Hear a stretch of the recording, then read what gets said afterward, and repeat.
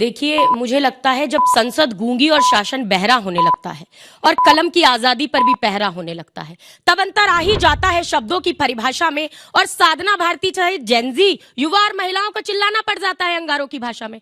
आज कह रहे हैं जी वोट चोरी को बड़ा बवाल बताया जा रहा है।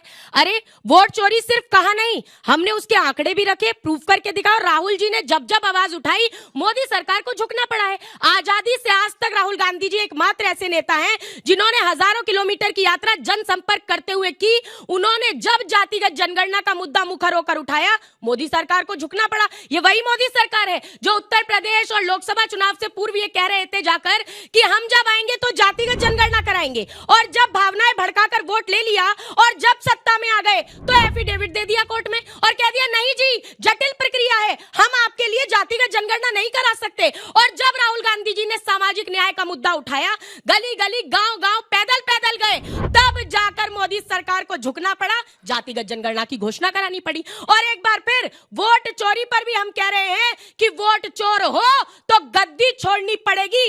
लोकतंत्र को लूटतंत्र बनाने का काम इस देश में नहीं चलेगा। यह देश आरएसएस के अहंकारी अरमान से नहीं चलेगा, मनु विधान से नहीं चलेगा। यह देश बाबा साहेब भीमराव अंबेडकर के संविधान से चलेगा। यही सत्यता है, यही सच्चाई है। और इसीलिए हम कह रहे हैं वोट चोरी की बात की जाती है। अरे हम कह रहे हैं चुनाव आयोग जब बात आती है चुनाव आयोग की, बिहार के चुनाव के बीच में 10,000 रुपए डाले जाते हैं, चुनाव आयोग चुप्पी साध लेता है। रक्त रंजन होता है चुनाव के बीच, तब चुनाव आयोग चुप्पी साध लेता है। आप कह रहे हैं कोर्ट चले जाइए। अरे धारा 16 में परिवर्तन किया गया है 2023 के अनूप बरनवाल जजमेंट के बाद। चुनाव आयोग की प्रक्रिया जो हुई है उसमें धारा 16 में परिवर्तन करके कहा गया है हम चुनाव आयुक्त के खिलाफ कोर्ट नहीं जा सकते। कोर्ट नहीं जा सकते, कोई बात नहीं, जनता की कोर्ट में जाएंगे और वोट चोरों से गद्दी छुड़वाकर दिखाएंगे।